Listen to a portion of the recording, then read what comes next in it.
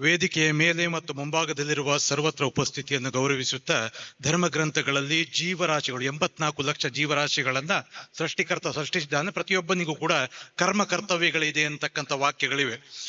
ಪ್ರತಿಯೊಬ್ಬನು ಕೂಡ ತನ್ನ ಕರ್ಮ ಕರ್ತವ್ಯಗಳನ್ನು ಮಾಡ್ತಾನೆ. ಅದಕ್ಕೆ ಪ್ರತಿಫಲವಾಗಿ ಪ್ರತಿಸ್ಪಂದನವಾಗಿ ಅವನಿಗೆ ಪಾಪ ಪುಣ್ಯಗಳು ಬರ್ತವೆ.